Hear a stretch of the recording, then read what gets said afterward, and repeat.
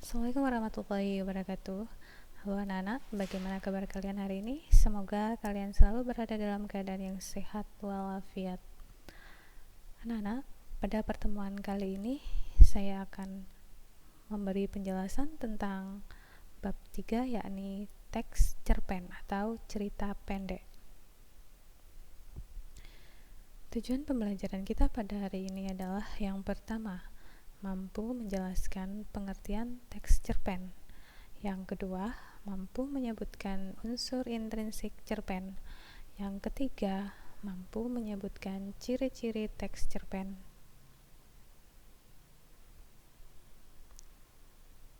Pengertian teks cerpen.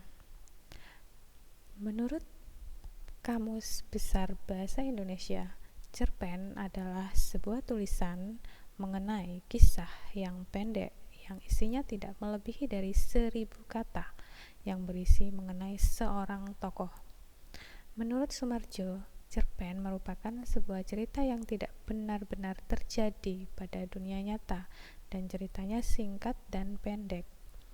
Menurut J.S. Badudu, cerpen adalah sebuah karangan cerita yang hanya berfokus pada satu kejadian saja. Sedangkan menurut H.B. Yasin, cerpen adalah suatu bentuk dari sebuah karangan yang cukup lengkap, yang terdiri dari 3 bagian, yaitu perkenalan, pertikaian, dan penyelesaian. Jadi, kalian bisa menafsirkan sendiri pengertian dari cerpen dari beberapa ahli.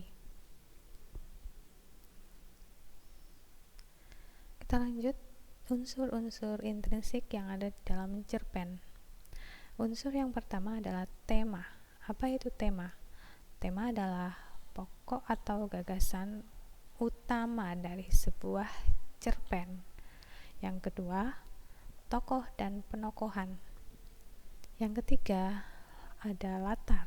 Untuk latar sendiri bisa dibedakan menjadi 3, yaitu latar tempat, waktu, dan suasana.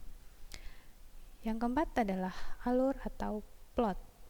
Jadi, untuk alur ini terbagi juga menjadi 3, yaitu alur maju, mundur, dan campuran. Di sini saya akan sajikan skema dari alur. Yang pertama ada orientasi. Yang kedua ada rangkaian peristiwa. Yang paling puncak ini adalah komplikasi. Dan yang terakhir adalah resolusi. Untuk keterangannya, orientasi ini adalah penentuan peristiwa. Kemudian dalam orientasi juga biasanya menciptakan gambaran visual dari latar, suasana, perasaan, dan waktu.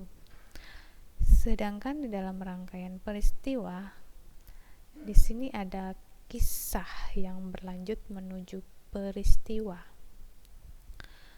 Komplikasi yaitu adalah konflik atau puncak dari masalah. Sedangkan resolusi ini adalah bagaimana cara tokoh itu menyelesaikan cerita. Jadi mengakhiri cerita. Unsur selanjutnya adalah unsur sudut pandang. Jadi sudut pandang dalam cerpen biasanya ada orang pertama dan orang ketiga. Yang keenam ada amanat. Jadi setiap cerpen itu mempunyai amanat.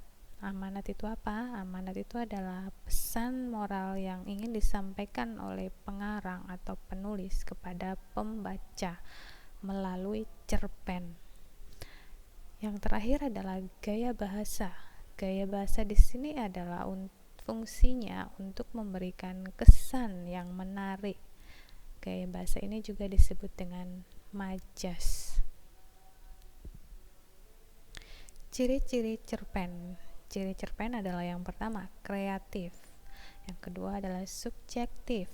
3 adalah informatif. Keempat adalah mendidik, dan kelima adalah menghibur. Yang keenam adalah awet. 7 adalah berdasarkan fakta dan imajinasi.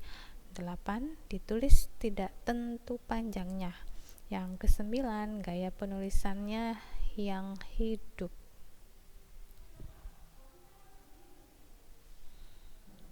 Baiklah anak-anak, setelah mendengarkan pembahasan saya tentang teks cerpen, silakan kalian bisa menulis soalnya adalah identifikasilah unsur intrinsik cerpen yang berjudul Bekal Istimewa Ical.